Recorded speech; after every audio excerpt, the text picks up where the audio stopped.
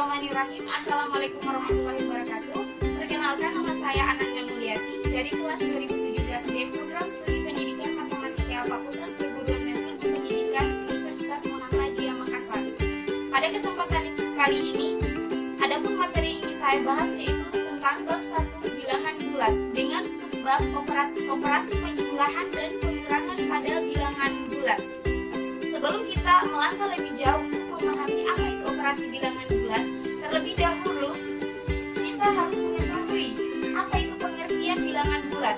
Nah, bilangan bulat adalah bilangan yang tersusun atas bilangan caca dan bilangan negatif. Bilangan caca adalah bilangan yang dimulai dari angka 0, 1, 2, dan 3. Dan bilangan negatif adalah angka yang dimulai dari minus 0, 1, 2, dan seterusnya. Di bilangan caca itu sendiri dibagi lagi menjadi dua komponen, yaitu bilangan positif atau biasa disebut dengan bilangan asli dan bilangan nol. Nah, dari definisi bilangan bulat tadi, kita dapat menerapkannya dalam bentuk garis bilangan, yang dimana posisi 0 berada di tengah bilangan bulat positif dan bilangan bulat negatif.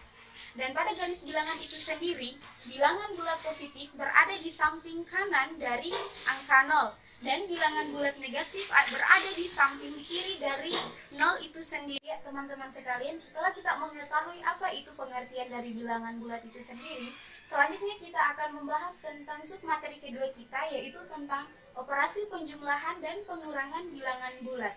Nah, pada operasi penjumlahan dan pengurangan bilangan bulat itu sendiri, ada dua cara yang perlu kita ketahui. Yang pertama, menggunakan garis bilangan, dan yang kedua yaitu tanpa menggunakan garis bilangan. Nah, untuk lebih jelasnya kita masuk ke poin pertama, yaitu menggunakan garis bilangan. Nah, pada poin ini ada dua catatan penting yang harus teman-teman ingat. Yang pertama, apabila penjumlahan, maka pada garis bilangan bergerak ke kanan. Nah, apabila pengurangan, maka pada garis bilangan bergerak ke kiri. Ya, untuk lebih jelasnya kita masuk ke contoh soal. Untuk soal pertama, Mia mempunyai 3 boneka di rumahnya. Ketika ulang tahun, Mia mendapatkan 4 boneka lagi. Nah, berapakah boneka yang dimiliki Mia sekarang? Nah, untuk soal seperti ini kita dapat menerapkannya pada garis bilangan dengan cara pertama. Perhatikan baik-baik soalnya. Mia mempunyai 3 boneka di rumahnya. Berarti kita melangkah ke kanan sejauh 3 langkah. Bergerak ke kanan sejauh 3 kali. Jadi kita start mulai dari 0. Bergerak ke kanan 3 langkah. Ya. Dan selanjutnya, Mia mendapatkan hadiah sebanyak 4 boneka lagi. Berarti di sini bentuk operasi dari soalnya yaitu penjumlahan, karena ditambah lagi 4 boneka. Berarti kita start mulai dari angka 3, berarti 4 langkah ke samping kanan. Berarti 1, 2, 3, 4. Nah, berarti hasilnya adalah 7. Nah, dari bentuk garis bilangan ini, kita dapat menulis bentuk operasi dari soalnya itu menjadi 3 ditambah 4 sama dengan 7. Jadi, boneka yang dimiliki Mia sekarang adalah sebanyak 7 boneka. Kita masuk ke contoh soal kedua. Nah, di contoh soal kedua, Mia mempunyai 6 pasang sepatu di rumahnya. Karena sedang senang hati, Mia memberikan 2 pasang sepatunya kepada sepupunya. Berapakah pasang sepatu yang dimiliki Mia sekarang? Nah, dari soal ini kita sama halnya dengan soal pertama. Kita perhatikan baik-baik soalnya. Nah, Mia mempunyai 6 pasang sepatu di rumahnya. Berarti kita start mulai dari angka 0 ke kanan sejauh 6 langkah. Berarti 0, 1, 2, 3, 4, 5, 6. Nah, Mia memberikan 2 pasang sepatunya kepada sepupunya. Berarti kurang. Berarti kita bergerak ke kiri sebanyak 2 langkah. Kita start dari angka 6 ke kiri sebanyak 2 langkah. 1, 2. Ya, jadi didapat hasilnya 4. Nah, dari bentuk garis bilangan ini, kita dapat menuliskan dalam bentuk operasi dari soalnya menjadi 6 dikurang 2 sama dengan 4. Nah, jadi banyaknya sepatu yang dimiliki Mia sekarang adalah sebanyak 4 pasang sepatu.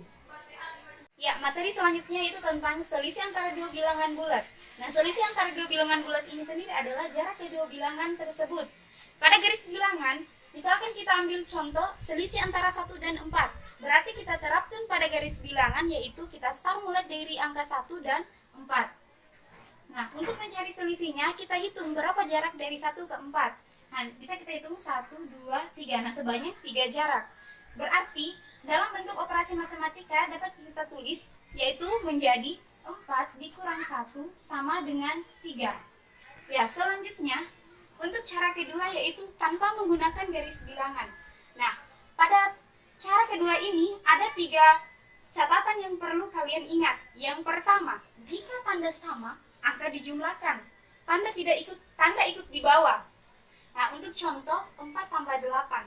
Nah, 4 dan 8 ini kan masing-masing angka positif. Berarti hasilnya juga nanti positif. Tinggal kita jumlahkan saja. 4 tambah 8 sama dengan 12.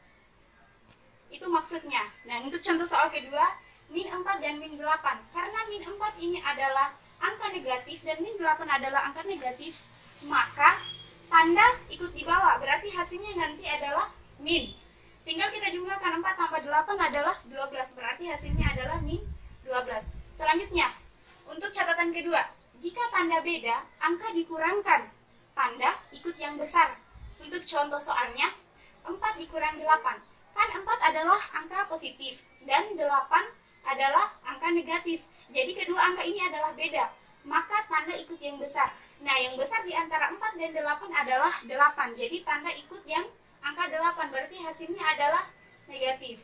Berarti 4 dikurang 8 adalah 4, berarti hasilnya adalah min 4. 4 kurang 8 adalah min 4. Nah, selanjutnya untuk catatan ketiga yaitu kalikan tanda dalam kurung dengan tanda di depannya, kemudian operasikan. Nah, untuk lebih jelasnya kita masuk ke contoh soalnya. 4 ditambah min 8. Kan di sini ada 2 tanda, yaitu tanda positif dengan tanda negatif.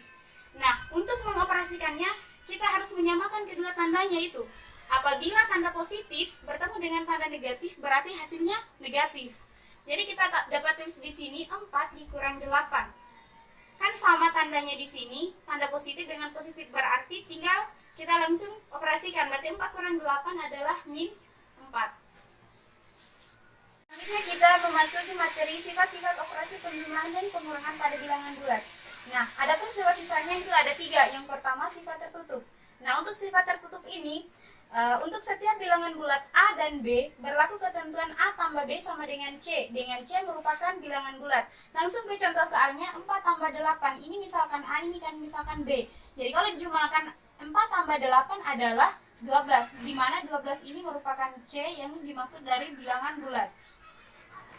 Selanjutnya sifat kedua, komutatif atau pertukaran. Untuk setiap bilangan bulat A dan B akan selalu berlaku ketentuan A tambah B sama dengan B tambah A. Contoh untuk penjumlahan, 4 tambah 8 sama dengan 8 tambah 4. Otomatis hasilnya nanti pasti akan sama. 4 tambah 8 sama dengan 12 dan 8 tambah 4 sama dengan 12. Ini benar. Nah, untuk pengurangan itu sendiri apakah berlaku sifat komutatif? Nah, kita coba 4 kurang 8 sama dengan min 4 dan 8 kurang 4 sama dengan 4. Ternyata untuk sifat komunitatif ini tidak berlaku pada pengurangan. Dan selanjutnya sifat ketiga yaitu sifat asosiatif atau pengelompokan. Untuk setiap bilangan bulat, baik A, B, dan C akan selalu berlaku ketentuan A tambah B tambah C sama dengan A tambah B tambah C. Yang pertama A tambah B dikurungkan, yang kedua B tambah C dikurungkan. Nah, untuk lebih jelasnya kita masuk ke contoh soal. 2 tambah 4 dikurungkan ditambah 8 sama dengan 2 ditambah dikurungkan 4 tambah 8. Nah, kita perhatikan yang ada tanda kurungnya dulu. 2 tambah 4 sama dengan 6 ditambah 8. Ini tulis kembali 2, terus 4 tambah 8, 12. 8 tambah 4, 6 tambah 8 adalah 14 sama dengan 2 tambah 12 sama dengan 14. Ini benar. Berarti berlaku sifat asosiatif pada penjumlahan. Nah, apakah berlaku juga pada pengurangan? Coba kita perhatikan contoh soalnya. 2 kurang 4. 2 kurang 4 sama dengan min 2 dikurang 8 sama dengan 2 dikurang 4 kurang 8 min 4. Nah, ternyata bisa dilihat dari sini, ternyata untuk sifat asosiatif itu tidak. Untuk lebih jelasnya kita masuk ke contoh soal ketiga. 2 tambah 4 dikurungkan ditambah 8 ditambah 2 tambah 4 ditambah 8 dikurungkan. Nah, kita operasikan 2 tambah 4 sama dengan 6 ditambah 8. Sama dengan 2 ditambah 4 tambah 8 kan 12. Berarti 6 tambah 8 14 sama dengan 2 tambah 12 14. Berarti untuk sifat ketiga berlaku pada penjumlahan. Nah, apakah berlaku pada pengurangan juga? Nah, kita coba contoh soal kedua. 2 dikurang 4 dikurang 8 sama dengan 2 dikurang 4 dikurang 8. Kita operasikan 2 kurang 4 sama dengan 2 dikurang 8 sama dengan 2 dikurang 4 kurang 8 kan tidak 4. Jadi dapat dilihat bahwa sifat ketiga ini tidak berlaku pada operasi pengurangan.